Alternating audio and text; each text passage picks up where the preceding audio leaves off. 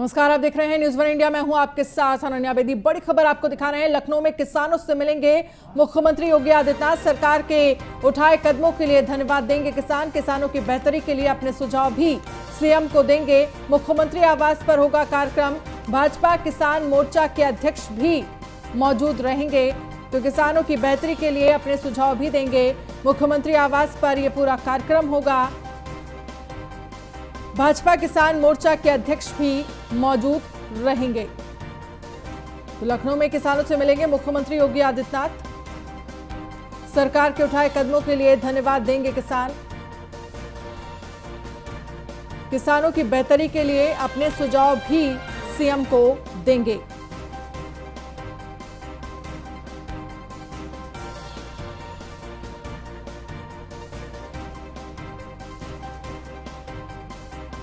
बड़ी खबर आपको दिखा रहे हैं। लखनऊ में किसानों से मिलेंगे मुख्यमंत्री योगी आदित्यनाथ। सरकार के उठाए कदमों के लिए धन्यवाद देंगे किसान। किसानों की बेहतरी के लिए अपने सुझाव भी सीएम को देंगे। तो मुख्यमंत्री आवास पर यह पूरा कार्यक्रम होगा।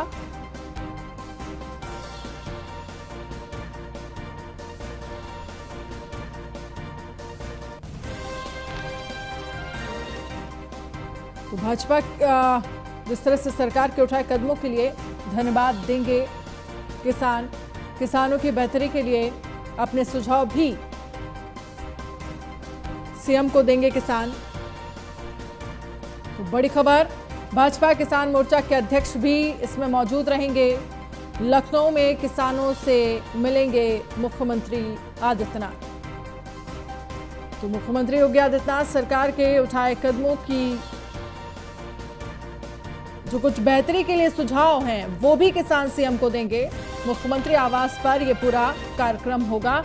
4 बजे का समय बताया जा रहा है जब यह कार्यक्रम होगा। भाजपा किसान मोर्चा के अध्यक्ष भी इसमें शामिल होंगे। किसानों से मिलेंगे मुख्यमंत्री योगी आदित्यनाथ। सरकार के उठाए कदमों के लिए धन्यवाद देंगे किसान। तो अभी कुछ ही देर में यह कार्यक्रम शुरू होगा। तो मुख्यमंत्री आवास पर यह पूरा कार्यक्रम होगा।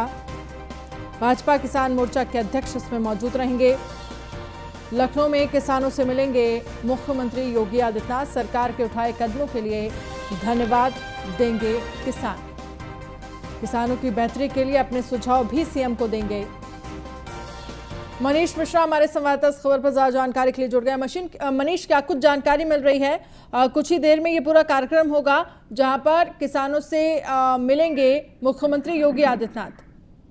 जी, आपको बता दूं कि मुख्यमंत्री का कार्यक्रम 4 बजे का है और जो किसान हैं वो बड़ी तादाद में करीब 150 के लगभग किसान मुख्यमंत्री आवास पे पहुंच चुके हैं।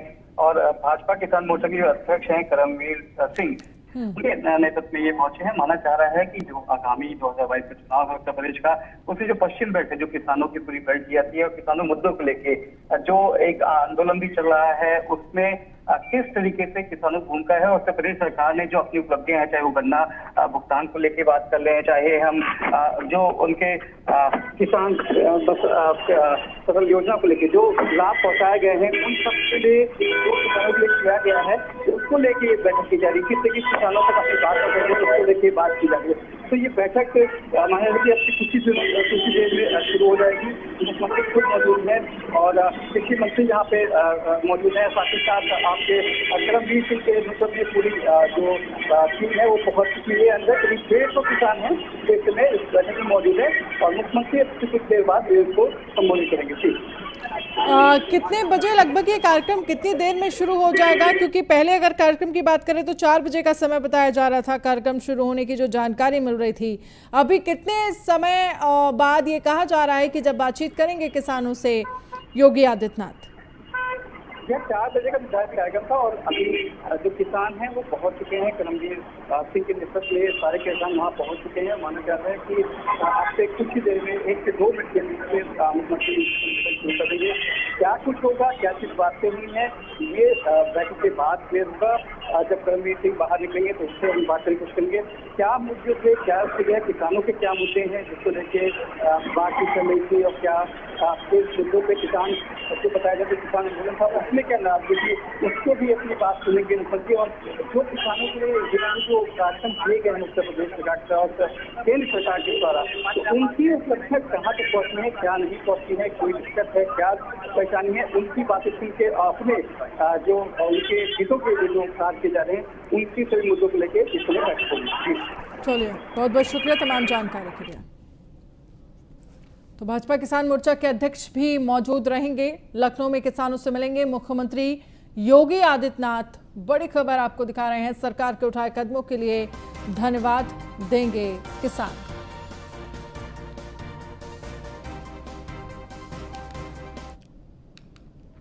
और नोएडा में 51 हॉस्पिटल्स क्लिनिक को नोटिस, यूपी प्रदूषण बोर्ड ने 51 हॉस्पिटल्स को नोटिस भेजा है। मेडिकल वेस्ट मैनेजमेंट के खिलाफ चल रहे अस्पताल, 2 सरकारी अस्पताल समेत 51 को नोटिस जारी किया गया है। मेडिकल कचरा निकालने की नहीं है एनओसी। तो इस पूरे मामले में 51 ऐसे हॉस्पिटल्स हैं जिनको नोटिस भेजा गया है। मेडिकल कचरा निकालने की एनओसी इनके पास नहीं है। तो नोएडा में 51 हॉस्पिटल्स और क्लिनिक्स को नोटिस भेजा गया है।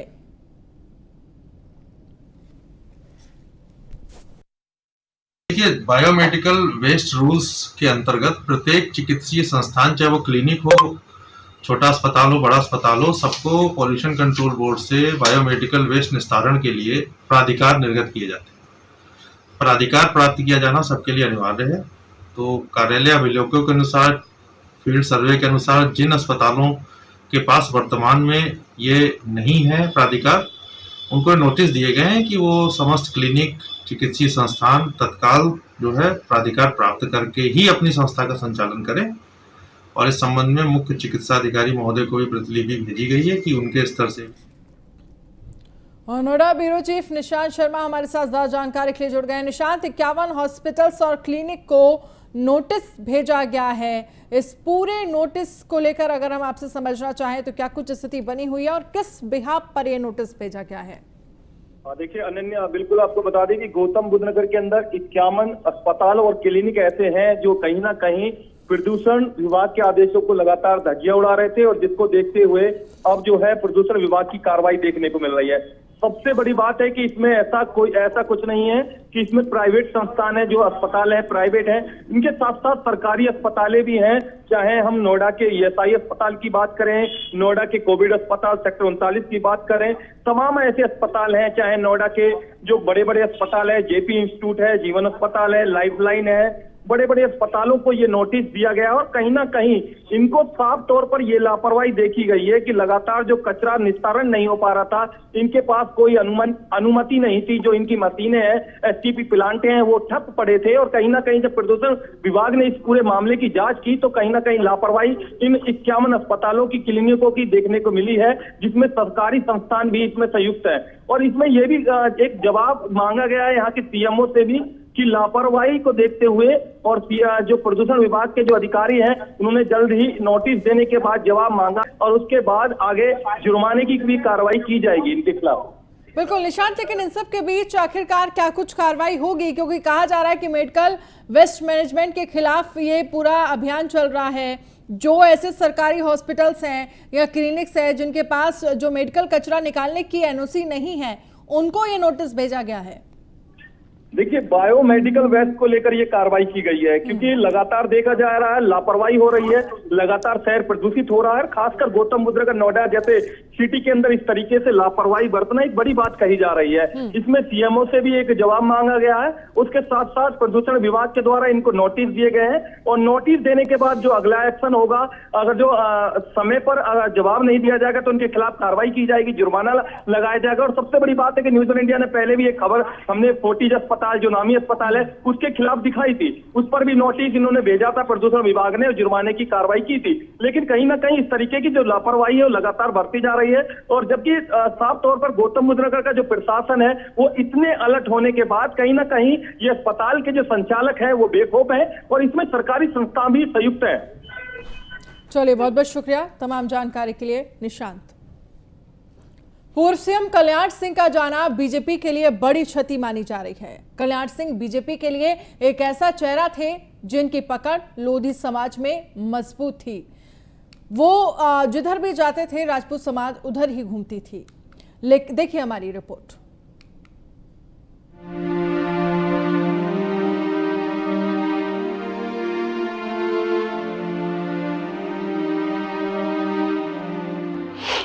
बिना कल्याण कैसे होगा बीजेपी का कल्याण? कल्याण सिंह का जाना, बीजेपी पर पड़ेगा असर? अब लोधी समाज में किसका चलेगा सिक्का? कल्याण की विरासत, बीजेपी की सियासत। यूं तो कल्याण सिंह को उत्तर प्रदेश और देश की राजनीति में राम मंदिर आंदोलन से जोड़ते हुए समूचे हिंदू समाज का नेता माना गया। अब जब उत्तर प्रदेश में विधानसभा के चुनाव हैं, स्वर्गीय कल्याण सिंह के बाद उनकी सियासी विरासत को लेकर भी बहस शुरू हो गई है। करीब 4-5 दशकों तक सूबे के लगभग 2 दर्जन से ज्यादा जिलों में प्रभावी लोधी जाति के वोटर जिधर कल्याण सिंह गए उधर का रुख कर लिया। हालांकि एक दौर ऐसा भी आया जब बीजेपी के कमजोर पड़ने पर लोधी मतदाताओं ने बीच में सपा बसपा का भी रुख किया। वहीं अगर वर्तमान में देखा जाए तो यूपी की विधानसभा में भी कई लोधी समाज के विधायक हैं, जबकि कई लोधी वर्ग के सांसद भी संसद भवन में पहुंचे, जिनमें एटा से स्वर्गीय कल्याण सिंह के बेटे राजवीर सिंह दोबारा सांसद हैं, तो मुकेश राजपूत फर्रुखाबाद से सांसद हैं। कल्याण सिंह की बहू और पोते संदीप सिंह भी राजनीति में सक्रिय भूमिका निभा रहे हैं। वे उत्तर प्रदेश की योगी सरकार में मंत्रिमंडल का हिस्सा हैं और राज्य मंत्री का दायित्व संभाल रहे हैं। उत्तर प्रदेश की सियासत में पिछड़ा वर्ग की अहम भूमिका रही है। माना जाता है कि करीब 50% ये वोट बैंक जिस भी पार्टी के खाते में गया, सत्ता उसी की हुई। 2017 की विधानसभा और 2014-2019 की लोकसभा में बीजेपी को पिछड़ा वर्ग का अच्छा समर्थन मिला। नतीजा ये रहा कि केंद्र और राज्य की सत्ता में बीजेपी मजबूती के साथ काबिज हुई। ऐसे ही 2012 में सपा ने भी ओबीसी समुदाय के दम पर ही सूबे की सत्ता पर काबिज हुई थी, जबकि मायावती ने दलित के साथ अति पिछड़ा दांव खेलकर ही चुनावी जंग फतह किया था। ओबीसी में एक और बड़ा वोट बैंक लोध जाति का है, जो बीजेपी का परंपरागत वोट बैंक माना जाता है। यूपी के 23 जिलों में लोध वोटरों का दबदबा है, जहां लोध वोट बैंक 5 से 10% तक है। वैसे कल्याण सिंह के बाद लोध समाज में उमा भारती ऐसी नेता थी जिनका यूपी और एमपी दोनों राज्यों में खासा प्रभाव रहा है। यूपी और एमपी के बुंदेलखंड वाले इलाकों में लोध जाति बड़ी संख्या में है और कल्याण सिंह और उमा भारती उनके नेता के रूप में बार बार उभर कर आते रहे हैं। ऐसे में बीजेपी के लिए कल्याण सिंह के निधन के बाद बड़ी चुनौती होगी, क्योंकि कल्याण सिंह एक बड़े नेता के रूप में ही नहीं, लोकप्रिय भी थे। कल्याण सिंह और उनके वोटरों के बीच एक बेहद भावुक रिश्ता था। जब भी कल्याण सिंह उनके बीच होते थे, उनके अपने की तरह होते थे। ऐसे में कल्याण सिंह का जाना एक बड़ी रिक्तता सामने लाता है। उस रिक्तता भरने के लिए न सिर्फ कल्याण सिंह के परिवार पर दारोमदार होगा इस बात का, बल्कि उन तमाम नेताओं पर होगा जिनको छत्रप के तौर पर कल्याण सिंह ने सामने रखा है। वीडियो जर्नलिस्ट सैफ के साथ अवनीश विद्यार्थी, न्यूज़ ऑन इंडिया, लखनऊ। खबर है लखनऊ से, जहां पर आम आदमी पार्टी का आज प्रदेश व्यापी प्रदर्शन। आम आदमी पार्टी का मटका फोड़ आंदोलन, जल जीवन मिशन में भ्रष्टाचार को लेकर यह प्रदर्शन किया जा रहा है। अमित त्यागी के नेतृत्व में किया गया प्रदर्शन। कार्यकर्ताओं का बेगम हजरत महल पार्क के पास यह प्रदर्शन। सैकड़ों कार्यकर्ता हाथ में मटका लेकर पहुंचे पार्क। घोटाले में शामिल लोगों के खिलाफ कार्रवाई की मांग की है। घोटाले के खिलाफ जांच नहीं बैठने पर चेतावनी दी है। घोटाले के खिलाफ कोर्ट भी जाएंगे अमित त्यागी।